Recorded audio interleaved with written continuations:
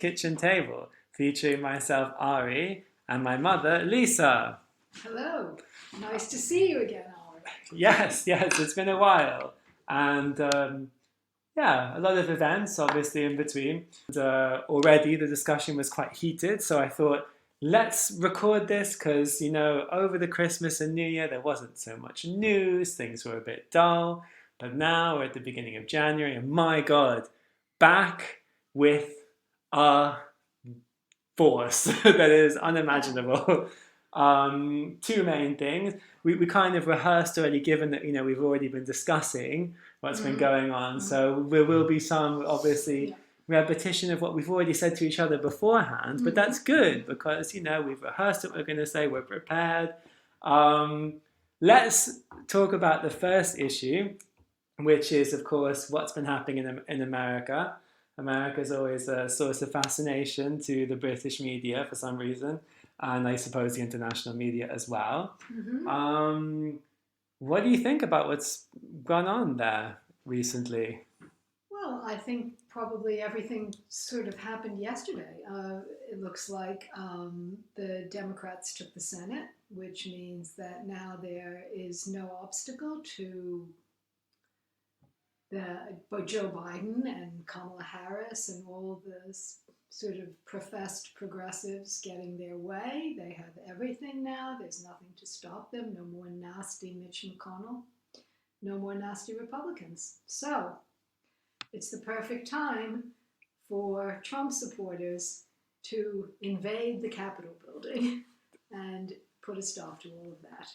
Because obviously they don't want. Because we were talking earlier. I mean, what is it that they want? I've been it's very hard to understand who are these people. What are their ideas? What's the whole deal there? I don't know. I mean, in some ways, it's very hard to determine what they want. Obviously, it's in some ways a response to Trump refusing to cede the election to Biden, continuing to claim that the result was rigged and the election stolen from him. I've always thought that there's some psychological component in Trump where, based on what we know about him, that he can never be a loser. And he had a relationship, I suppose, with his father where that was kind of ridiculed in a way that was so vicious that the idea of losing to him is just, he can't personally cope with it. So he will continue for the rest of his life, I'm sure, to insist that he was the winner. But I think he wouldn't, the question I think isn't really about Trump. I mean, I know we all want to make it about Trump, but I don't think the question is really about Trump. I think the question is about the people who have come out to protest this. And what do they want? Well, I mean, the only one line I think I picked up from some of the recordings was with one guy who was shouting or discussing this, debating this with the one cop that seemed to be defending the Senate chamber, was that they were opposed to a corrupt government. Yeah. So, I mean, I don't think they've published a list of demands, and I guess they're rallying around the idea that Trump won the election, but I'm pretty sure it's more than that. I don't think you could call out that level of action, in a sense, to Washington. I'm sure most of these people are native Washingtonians, so they will have traveled some distance to be there. And I don't think that they would have come out just for the fact of the election being stolen. Trump means something else to them. And I think it is maybe a bit sort of incoherent, their position, but it has something to do with what they feel is a corrupt government. And they do have a corrupt government. So I'm not, saying that, that some way they have a platform that's meaningful or consistent or implementable. But I mean, their feeling that the government is corrupt is very true. Don't you think, I always think it's a bit suspicious. I mean, I suppose if I and some of my mates were planning to storm the, the Capitol building, we would probably think, it's a good idea, but not going to happen. I'm sure there's some security there. How is it that these people whom we imagine aren't, crack, Marines or whatever, in the films where they manage to always stay one step ahead of whoever's trying to catch them and somehow do everything perfectly. How did they get in there? And was there no, is there just never security in these buildings? Well, you'd have thought that a government that spends $740 billion on a defense budget and has drones and all of these, weapons that are so advanced would be able to defend their own government buildings from this kind of invasion by citizens.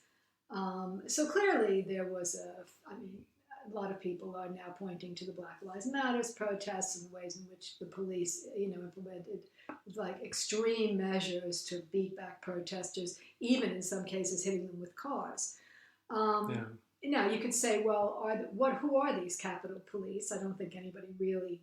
We haven't really seen much of a discussion of who these security people are, and whether they're Washington cops. They certainly could have called out the National Guard, which I think in some sense they did later. But even though in the beginning there are some scenes that are filmed in which you see something looking like they were using some pepper spray on them, or maybe some tear gas at some point, basically what you saw was essentially cops opening the gates for them to come through, not stopping them breaking the windows of the building and going in through the windows, and once they were inside the building, taking selfies with them and chatting to them. So there are two questions in my mind. To what extent were the police on the side of the protesters? Obviously, that's a question one has to ask. The largest police union in America endorsed Trump. So it may very well be that there's some level of identification between the protesters and the cops. And the other question you always have to ask yourself is, to what extent was this demonstration infiltrated by people who were associated with the government and the security services themselves? And was this some kind of an agitation that was geared to some other purpose? You never really know in America what is going on behind the scenes. But for me, it's unfortunate that this kind of action, where people come to the Capitol, make their feelings known in a very strong way, was not done by people who are acting in a good cause, like Medicare for everybody, or some sort of justice or peace campaign. Obviously, if it were those people and they weren't all white, they wouldn't have got as far, obviously, into the building. But it would have been nice to see. It would be nice to see this kind of fire on the so-called left. Yeah, I don't see that. Well, some people say that the left play by the rules. That's why there's no this type of thing from the left. But then you say they used to be like this. Yes. Well, if you go back to the 60s, the left were very active. Even that protest that Martin Luther King had actually prepared before he was assassinated, which possibly played into the idea that he needed to be assassinated by somebody, was that he was going to have the people, the poor, the campaign for the poor, with people living on the steps of the Capitol, camping out in Washington in front of the government buildings and refusing to leave until they got some message, some kind of action from the government. Yeah. So, Richard Nixon was afraid of people. He's the last president to have been afraid of the people. And I guess Martin Luther King's campaign at least had some ideology or a consistent sort of demands that it was making or something like that. Whereas I very much feel that this particular, raid or whatever you call it, the people were just, an assemblage of various hooligans. People who they didn't have any ideas, that they weren't going to the Capitol, storming the building and saying, and what we want is, Trump back in the presidency, no more money to, healthcare, this kind of thing. They didn't have any, right? Well, or return to secessionism, an independence for the South, they might have said. Yes, there was a man standing in the building holding a gigantic Confederate flag. And that has meaning too. There are some people who are saying, and I don't disagree with it, that, there is something here that's been long in American history, long in American psyche, which is this kind of, white, they talk about white supremacy as if it was something that Trump introduced when he came to the White House because he's a racist. But actually, white supremacy is the history of the country. And the fact that a photograph that I think I shared with you of a white man in a Trump cap smiling as he carried off the Speaker's podium from the House of Representatives. Well, this man didn't cover his face. He wasn't afraid of being arrested. He wasn't afraid of any kind of, retribution. If that's not white privilege, I don't know what it is. No one can argue now. If a black man steals some trainers from a shop during a looting that happens during protest, they have to cover their faces. Yeah. They'd probably be arrested even if they never committed a crime. Mm-hmm. And then you've got this guy walking off with the Speaker's podium and smiling for the cameras and taking photos with the police. This has whatever the outcome of this is in terms of what people want. It's true there don't seem to be any list of demands except for Trump winning the election, which isn't going to happen. But at the same time, it's revealed a lot about America, about policing, about the authority in America and where it rests.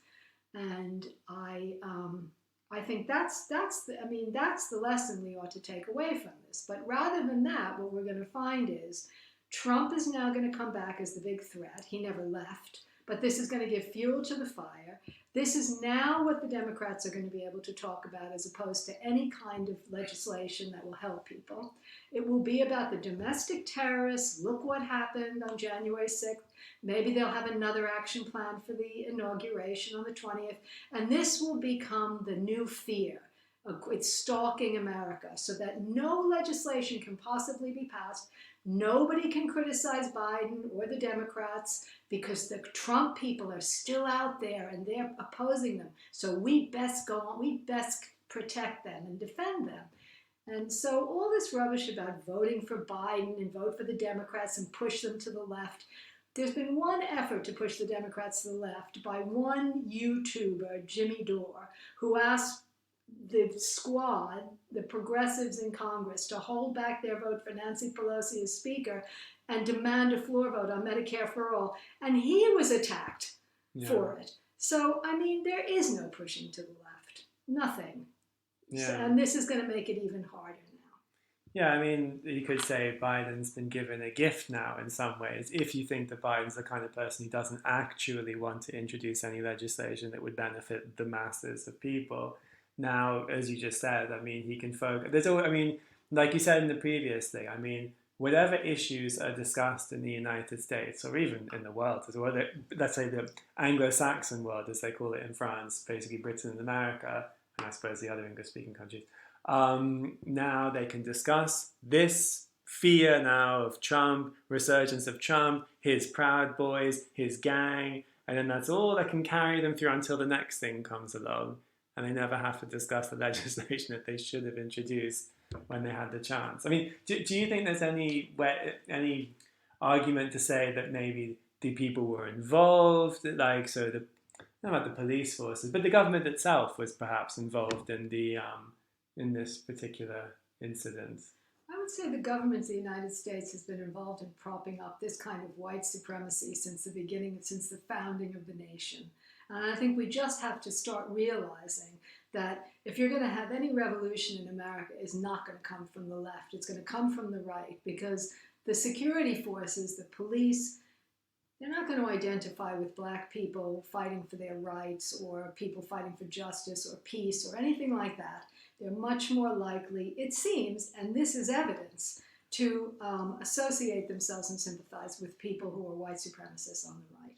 So you never win any kind of, people's movements never succeed unless the police kind of defect to the people. If you look in any country where you've had real sort of uprisings against the government, the police always have to defect to the people. It doesn't look like American policemen, people, are going to defect to the left.